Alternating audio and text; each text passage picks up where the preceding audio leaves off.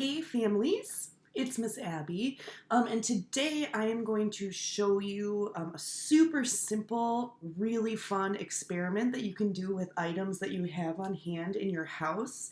We are going to make a tornado in a jar. You're going to need a jar, or I have done this experiment in the past with plastic bottles. I've even used Tupperware on occasion. But today I have this mason jar here with a lid.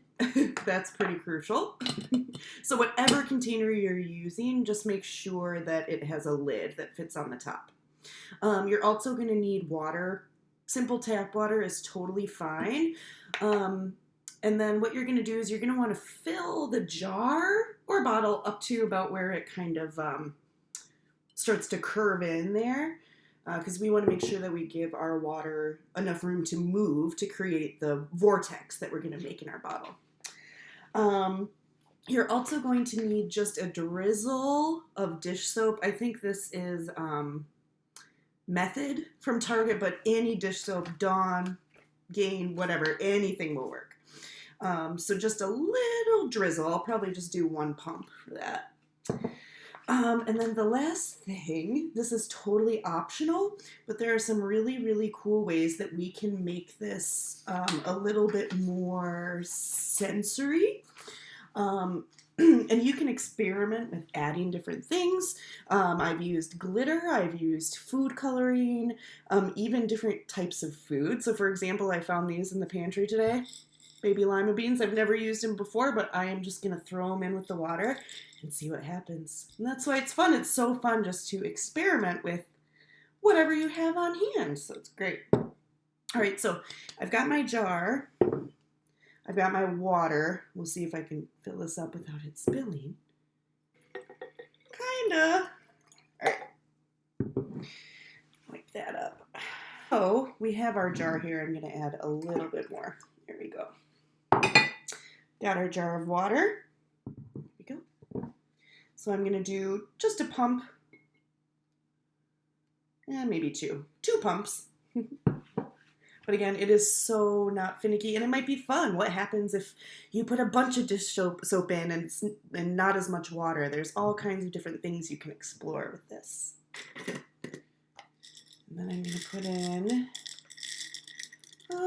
since this is my first time with the beans, I'm just going to put in a few.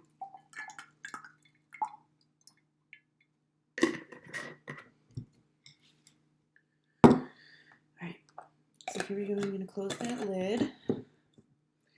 There we are. So we have our jar with our water and our dish soap. The first thing that we want to do is get all those things, the water, the dish soap, the beans. We want to mix them all together. So I'm just going to kind of shake it up and down for a while. Just give it a little shake to get things combined. Maybe my lid's not on quite right. Okay. So once that settles, we start swirling. So you're going to swirl. Some people say it takes 5 seconds. Other people say it takes a minute. Usually what I will do is 20 seconds-ish. So really what we're just trying to do is get that centrifugal force going around so that we can create a water vortex in the middle of our jar. And it's kind of hard to see, honestly, I realize, with the dish soap in there on camera. But you can kind of see that we get this really cool little swirl going in the middle. And for me, it looks like the beans were heavier, so they stayed at the bottom, which is cool. They make a really cool sound and feel really cool while you swirl. Glitter, might make it easier to see the actual vortex in the center, so that's a good way to put it. Oops. Oh, my dog Louie wants to come in. Hold on, I'm going to pause you.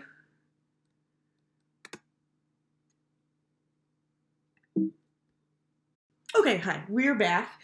So the next thing that I would explore as a family if I were doing this experiment is in the classroom we have questions that we always ask when we're dealing with science experiments or any sort of STEM activity. This can be something as simple as just having a discussion in your family or with your child about the following topics, or if you like, your kid can draw a picture of what they saw, which I think is always a great way to go about this. So, first question we always ask, what did I see? So this is where we really practice our observing eyes. So you'll talk about just what you saw as you did this experiment, depending on what items you put in the jar, what kind of a container you used. Next up, we talk about what we heard. So again, we're kind of going through all of our senses here. So we talk about what we heard. What did the water sound like? What noises does the jar make when we put it on different surfaces? What sounds do our items inside make? Next, of course, what did I smell? Now this one's interesting and fun, especially since we have dish soap in here. So maybe take a chance, have your kids take a second and smell each thing before you combine it. And then it could be fun at the end, after your vortex has settled down, to crack open the container again and smell it, and really get in there and describe what it smells like. Next we have, what did I feel?